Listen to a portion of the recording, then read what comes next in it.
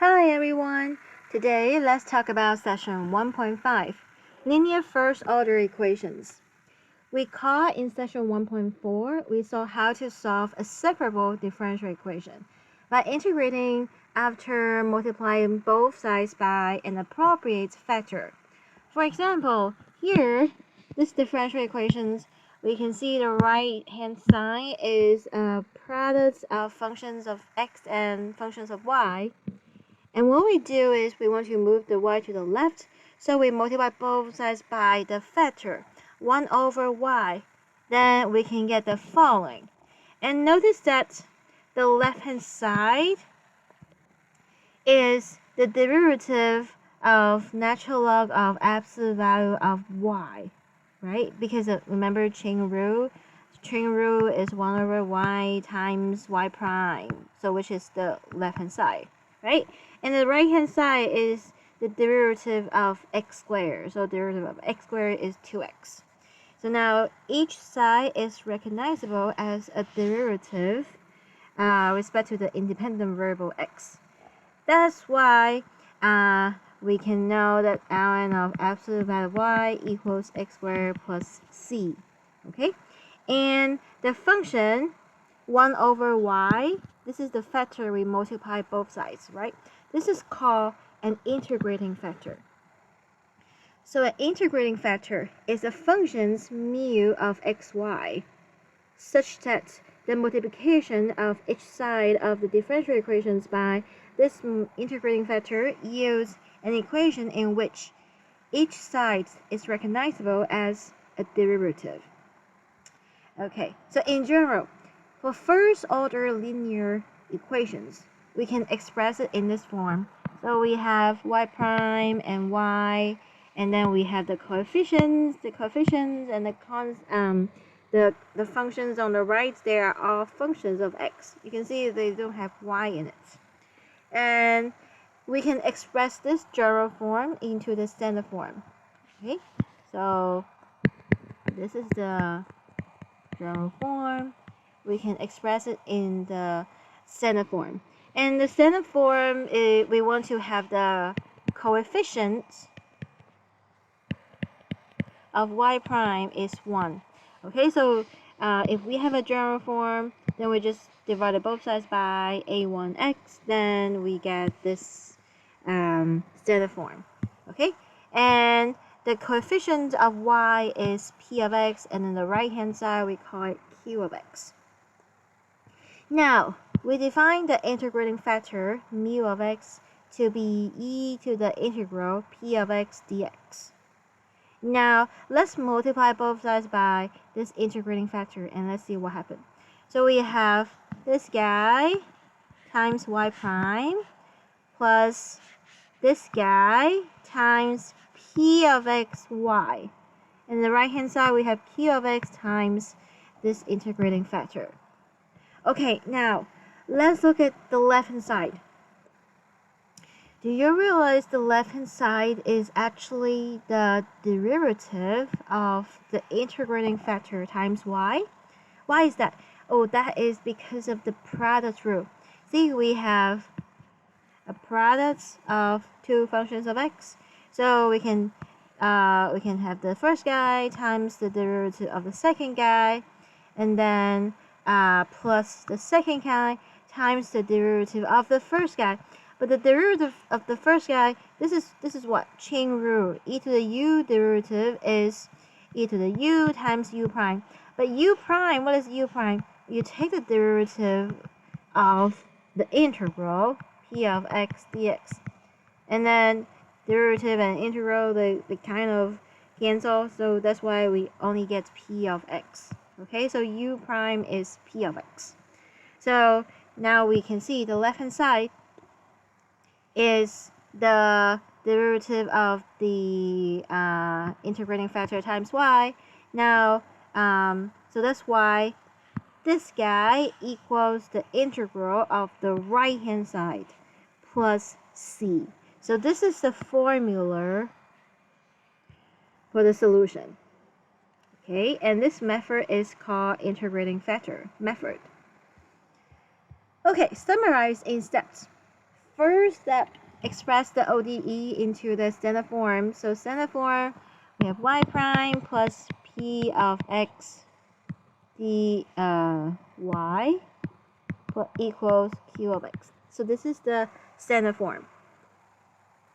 So we want to find p of x, and be careful with sign. Sometimes if this is negative, then you need to consider this whole thing is p of x. And then we have the integrating factor. The integrating factor mu of x equals e to the integral p of x dx. And then we use the formula. The left-hand side is, when we multiply the integrating factor on both sides, we get the left-hand side is actually the derivative of the products p of x times y. So p of x times y is the integral of q of x times mu of x dx plus c. And now we can solve for y to get the general solution, or we can substitute the initial condition to find c. So remember, this is first order linear differential equations. We always have the general solution. The general solution includes all the possible solutions. Okay, so let's follow the steps. First thing, let's see. Okay, example 1. Is this guy in the standard form? Yes. So this is y prime. The coefficient is 1. And then the coefficient of y is p of x. So p of x equals minus 1. So don't forget the sign, okay? It's not just 1, it's minus 1. And then the right-hand side is q of x. So q of x is 11 over 8 e to the minus x over 3. Alright, so next we want to find the integrating factor mu. So mu of x is integral e to the integral of p of x dx. So integral p of x is minus 1 dx. Integral of minus 1 is minus x.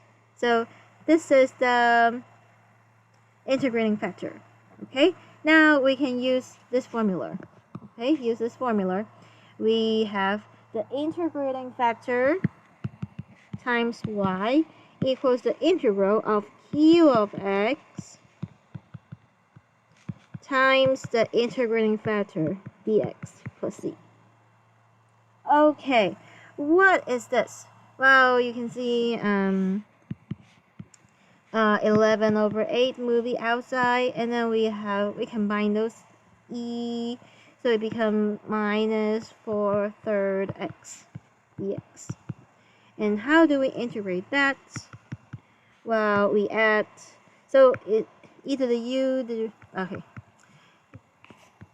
Integral of e to the kx dx is e to the kx over k plus c.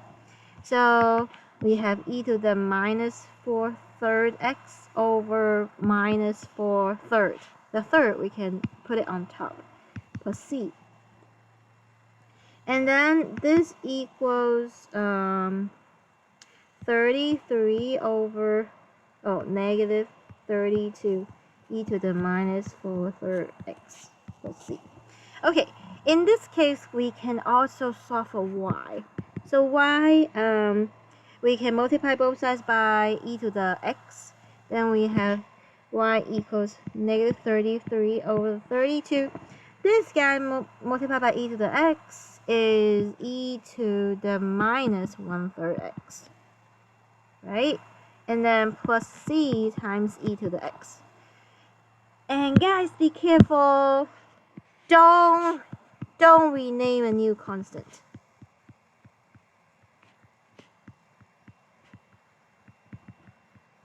Because this is not a constant. You cannot rename a constant. So in our previous sessions, sometimes if you see e to the c, you can rename to a new constant. Alright? If you have a minus c, you can rename to a new constant. But in this case, c times e to the x, this is not a constant function. I mean, this is not a constant. It is a function of x. So don't rename it as a new constant. Just leave it like this. And let's see. Oh, we also have initial conditions. Oh, I ran out of space. Let me be smaller.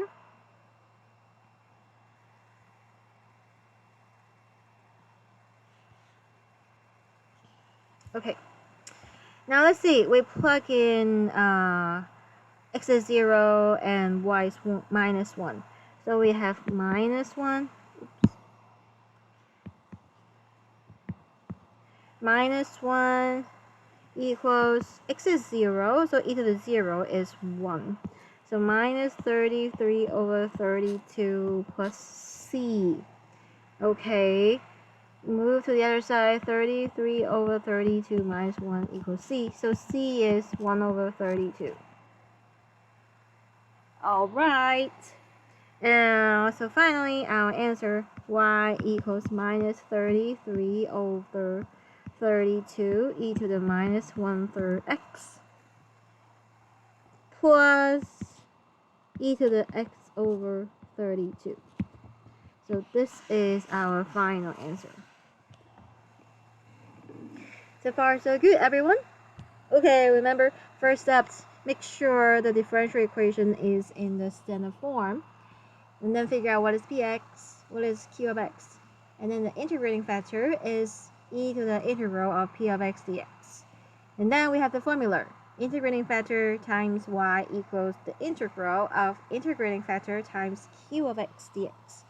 And then eventually solve for y. And then be careful, don't rename the constant because it's not a constant function. It is a function, not a constant. Alright, and then if we have initial conditions, we can plug in the initial conditions to figure out the c. Okay, and then write down the solution. Very good. So, number 2, please pause the video and try to work on this problem first. Have you finished? Yes. Let's check our work. So first, is this guy in the standard form? Is the coefficient of y prime 1? No. How to make it 1? Both sides divided by x. Then we have dy dx minus 1 over xy plus, x squared divided by x is just x, e to the 2x equals, when x to the minus 2 divided by x to the minus 3. And you can see this is not in the standard form yet. We want to move all the functions without y on the right hand side. So we have minus x e to the 2x plus x to the minus 3. Okay, now let's see. So this is p of x and this is q of x. The integrating factor equals integral e to the integral p of x dx. E to the minus natural log of absolute value of x. Okay, what is this? Oh, by the way, you don't have to do plus c here, okay? And I will show you at the end of the session, when you do plus c's, this won't change our solutions, okay? So that's why this is the place you don't have to have plus c. Okay, now what is this? Any guess? Is this equal to minus absolute value of x? Or is it like a minus x? What is this? Okay, so this guy is actually e to the ln of absolute value of x to the minus 1. Why? That is by the property of exponential functions, right? Or exponents. So x to the a times x to the b is x to the a plus b. X to the a to the power of b is x to the a times b. So you have like minus 1 times ln of x. So that's why you can put the minus 1 out as the exponent. Okay, now after we do this, e and ln can cancel. Then we have absolute value of x to the minus 1. So here we want to get rid of the absolute value. If you can remember, what is absolute value? Well, it depends. If x is greater or equal to 0, then absolute value of x is just x. If x is less than 0, absolute value of x is minus x. Because x is negative, then minus x is positive, right? And absolute value is always positive. And you can think about examples. Absolute value of 2 is 2, but absolute value of minus 2 is also 2. But you can think of, oh, what is 2? 2 is actually negative of negative 2. So that's why absolute value of a negative number is minus that number. Okay. Now, how do we know whether x is positive or negative? Look at the initial condition. Initial conditions, x is negative 1, so x is negative. So that's why x is negative. Oh, by the way, this guy is 1 over absolute value of x. And because x is negative, absolute value of x is just minus x. So this is our integrating factor. Maybe it's better to put minus outside. Okay? So you can see the answer is minus 1 over x. Okay, now let's continue. We have the integrating factor times y equals the integral of the integrating factor times the q. Q is minus x e to the 2x plus x to the minus third dx. Okay, we can simplify it. Minus minus cancel, x cancel, e to the 2x minus, this is x to the minus 4 dx. Alright, what is that? Ooh, integral of e to the 2x is e to the 2x over 2. Integral of that, we add 1 to the exponent divided by that new exponent. So here we need the plus c. Okay, how do we solve for y? Both sides multiply by c. Both sides multiply by minus x. Okay, this guy times minus x. This guy times minus x. Then we have 3 negatives, so still negative. Multiply by x, become x to the negative 2. And then plus, okay, here it becomes minus c x. Okay, so don't rename a new constant. Okay, so be careful. All right, and then we have initial conditions, so we can solve for c. Initial condition. This is an initial condition. Let's plug in here. All right, so we plug in x is minus 1, y is 0. Oh, and the left hand side is 0. The right hand side we have e to the minus 2. And here minus 1 to the negative key is minus 1. Minus, 3 negative, still negative. Okay, so c is 1/3 minus 1 over 2e squared. Alright. Now, plug it back. So we have y is x minus x e to the 2x over 2 minus 1 over 3x squared, and then minus c, which is 1/3 minus 1 over 2e squared x. So this is the final answer. So far, so good, everyone. So we gotta be careful, especially when you want to get rid of the absolute value. You need to think whether x is positive or negative. Okay, good. Let's continue. And don't forget, if you have questions, feel free to print screen and ask me. Alright, so first thing we need to do is make it into the standard form. right? What is the standard form for it?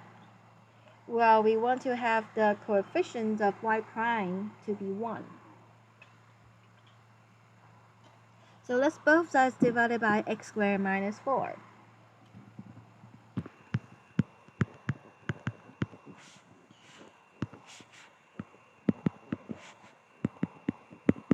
And I want to put the y out because I know this is going to be p of x. So, and then here we have x over x squared minus 4.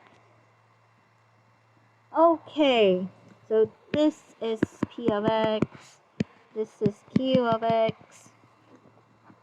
Now, integrating factor is e to the integral p of x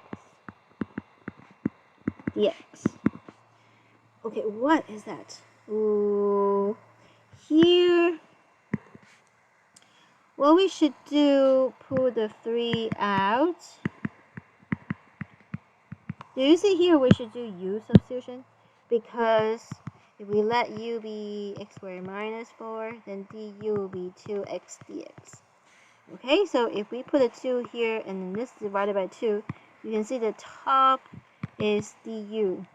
So integral of du over u is what? Ln of absolute value of u. So far so good, everyone. Alright, so similar like what we did before, we need to have x squared minus 4. So it's this guy to the 3/2. And then e and ln cancel, so we have x squared minus 4 to the 3/2. Okay, now we want to get rid of the absolute value. Look at the initial value. So x is 0, right? If we plug in 0, 0 squared minus 4 is negative. So the things inside the square root is negative. What you do is, when you break the absolute value, it becomes negative of that. So this is 4 minus x squared to the 3/2. Why? A minus x squared minus 4 equals 4 minus x squared. So I simply just switch them. Okay. Alright, so let's continue. Okay, by our formula, we have the integrating factor times y equals integral of the integrating factor times q of x dx. Okay, let's see. I'm gonna change the denominator so it becomes minus 4 minus x squared. Well, here minus pull out, we have x dx. Okay, now you can see it's 4 minus x squared. 3/2 minus 1 is 1/2. Okay, and let's see. We get u substitution again. Okay, so this is our u. Then du is minus 2x dx. Okay, so I want to match a 2 here, and then we can divide it by 2. And also the minus, I can move the minus inside, right? So then this is, I can move the minus inside and this become positive. Then this is du, okay? So then the integral is 1/2. Integral of u to the 1/2 du. We add 1 to the exponent. Multiply by 3/2 plus c. Oh, 2 cancel, 1/3. U is 4 minus x squared to the 3/2 plus c. And don't forget the left hand side, 4 minus x squared to the 3/2 y. Oh, solve for y. What do we get? We have both sides divided by 4 minus x squared to the 3/2. Wow, can you see this guy cancel? We just get 1/3. But then we have c divided by that is the same as multiplied by this guy to the minus 3/2. And yeah, don't rename it to be a new constant because it's not a constant. Okay, everyone?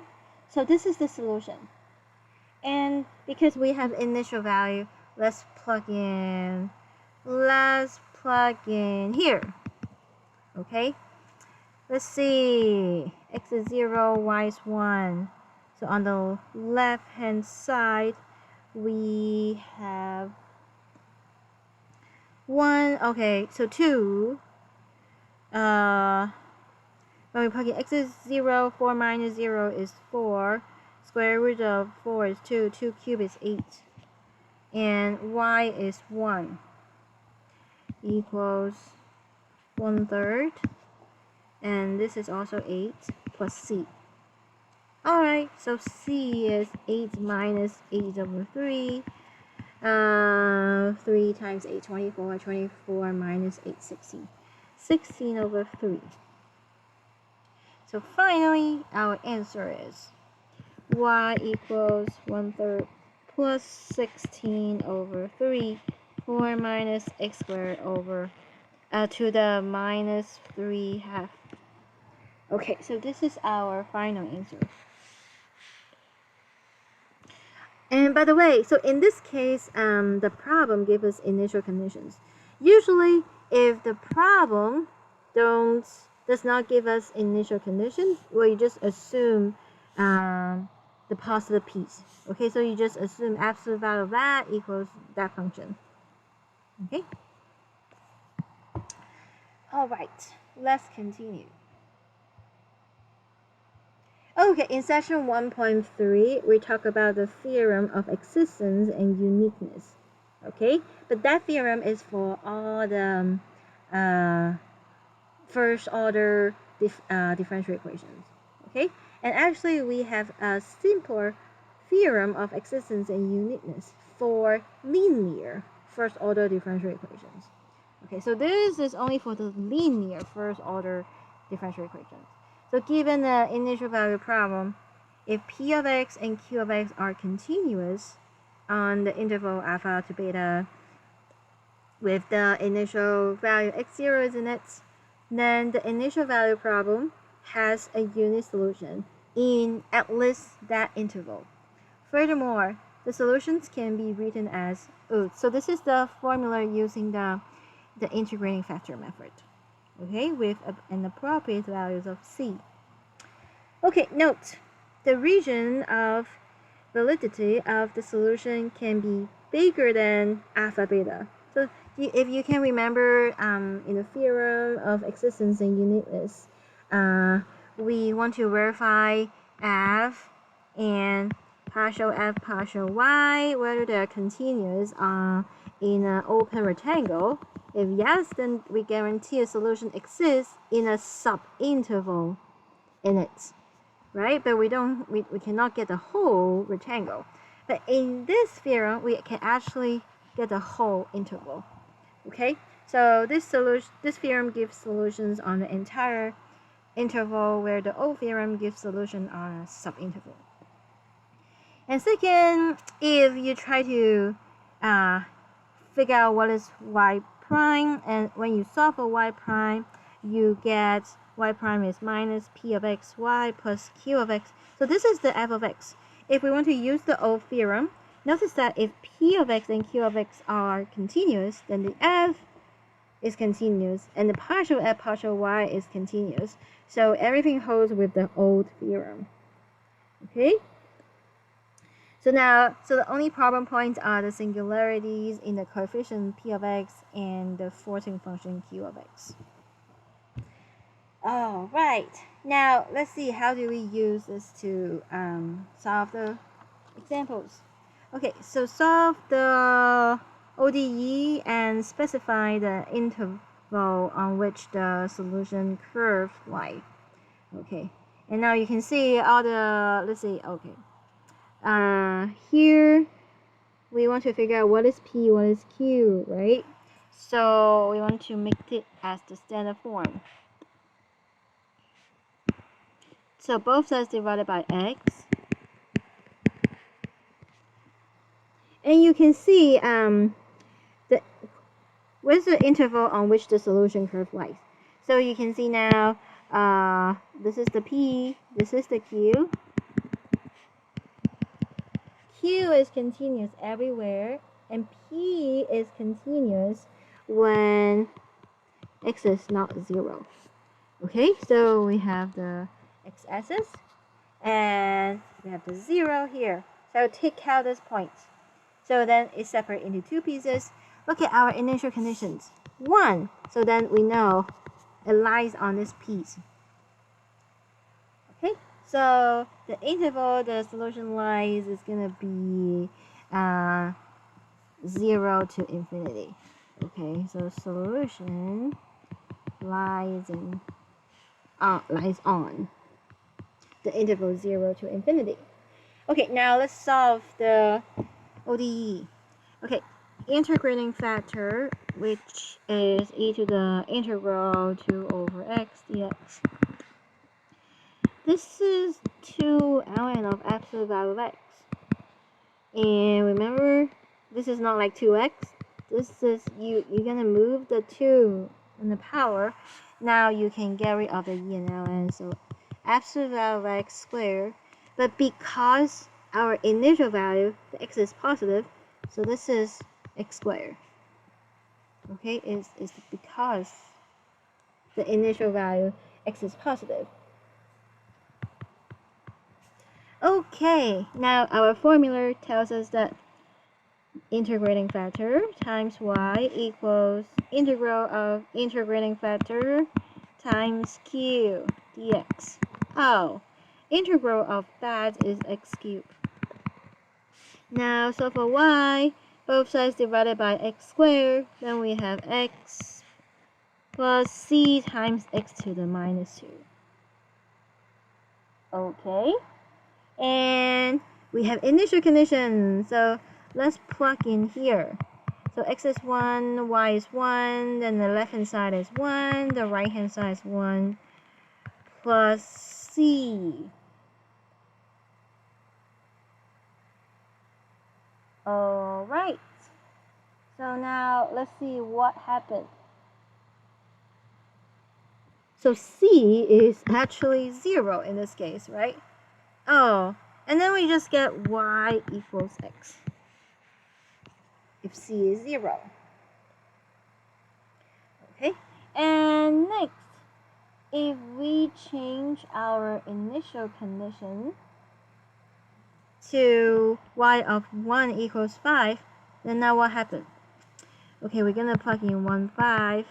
Then on the left hand side we get x squared, so 1 times 5 is 5, equals 1 plus c, so c is 4.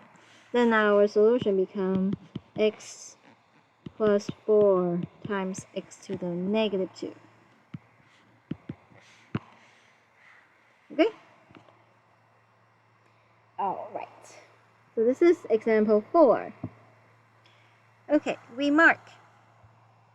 Okay, so do you remember I told you when we set up the integrating factor? Okay, so the integrating factor e mu of x equals e to the integral of p of x dx.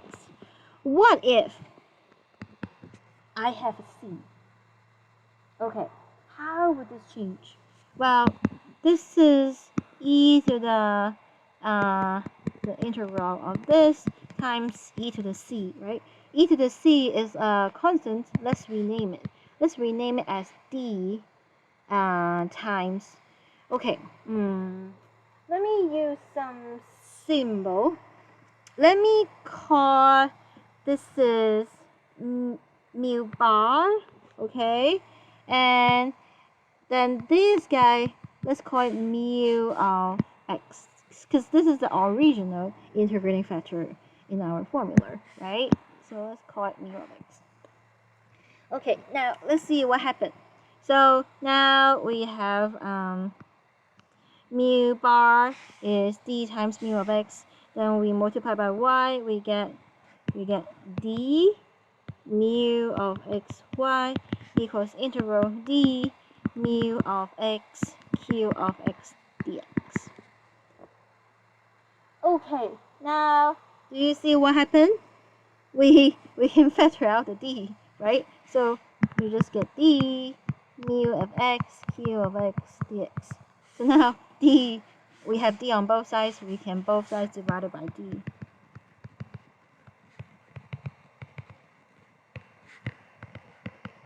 Then we just get mu x y equals integral mu of x q of x dx. This is exactly the old formula. So that's why whether plus c or not, it won't change our solution. So that's why it's okay to not have the plus c in the integrating factor formula. So far so good, everyone? Okay, good. Let's look at example 5. First of all, is this guy in the standard form? No. So we want to get standard form. Let's divide it by y prime on both sides. This is x cubed secant 3x squared plus 1 tangent 3x squared plus 1. And then so this is p of x and these are q of x. So by the way, I hope you are familiar with all the antiderivative formulas. So what is the integral of, let me use a different color. Okay, what is the integral of x to the p dx, x to the p plus 1 over p plus 1? This is easy, right? 1 over x, we know, natural log. And e to the kx is e to the kx over k plus c sine kx. Okay, we know it's cosine, but it's positive or negative. Then you think about, okay, derivative of cosine is minus sine, so that's why this is negative, and you divide it by k. Integral of cosine, derivative of sine is positive cosine, so that's why we just get sine kx over k plus c. And then remember integral of secant tangent is what? The derivative of secant is secant tangent. So this is secant kx over k plus c. And the integral of secant squared is what? Oops, we get dx there. It's gonna be tangent kx over k plus c. And what else? Oh, integral. What is tangent? And what is secant? So if you forget what is this, you can review Calculus 2, Sessions 7.2. Okay? And how do we get the integral of tangent? Well, you think about tangent is like sine over cosine. So you let u be cosine, and then du will be minus sine x dx. And now you get minus integral of du over u. So this is minus ln of u, but u is cosine. So this is minus ln of cosine x. And sometimes you can see the formula because you can move the negative on top of the power. So you get 1 over cosine is secant. And how do we get this guy? You multiply the numerator and denominator by secant plus tangent. Then you get secant squared plus secant tangent. Then you realize the numerator is the derivative of the denominator. So that's why chain rule du over u, integral is ln of u. So ln of secant x plus tangent x plus c. Okay, and what else? Oh, and also the inverse trick, right? So integral of 1 over a squared minus x squared dx is a sine of x over a plus c. Integral of 1 over a squared plus x squared dx is 1 over a at tangent x over a plus c. And what else? Well, integration by part formula. Integral of u dv is uv minus integral v du. Okay, etc. Okay, so keep this in mind. Alright, let's continue. So, integrating factor e to the integral p of x dx, e to the minus 2 over x dx, so e to the minus 2 ln absolute value of x. Wait, any guess what this is? This is e to the ln absolute value of x to the minus 2. So is e and ln cancel. Absolute value of x to the minus 2. And this is the same as 1 over x squared, right? X squared is always positive, so just leave it as x squared. Okay. And this problem has no initial condition. If there's no initial conditions, you kind of can assume x is positive. Okay, now we have y times the integrating factor equals the integral of the integrating factor times q of x. So x cubed secant 3x squared plus 1 tangent 3x squared plus 1 dx. Oh, can you see what happened? They cancel. And now what happened? We can let u be 3x squared plus 1. du is 3 times 2, 6x dx. So we have the right hand side, we multiply by 6, divided by 6, we get 1 over 6. And then we have secant u tangent u du. And integral of that is secant u. And u, what is u? 3x squared plus 1. Plus c. Okay, and this guy is 1 over x squared times y. So eventually y is multiply both sides by x squared. So x squared over 6. Secant 3x squared plus 1 plus c times x squared. So far so good, everyone. And this is the final answer. Because there's no initial conditions, so you can just leave your answer like this. You don't have to solve for C. Okay, now we have finished session 1.5. So in this session, we talk about how to solve linear first order ODE, and we use the integrating factor method. Okay, if you have any questions, feel free to ask me. Have a nice day. Bye.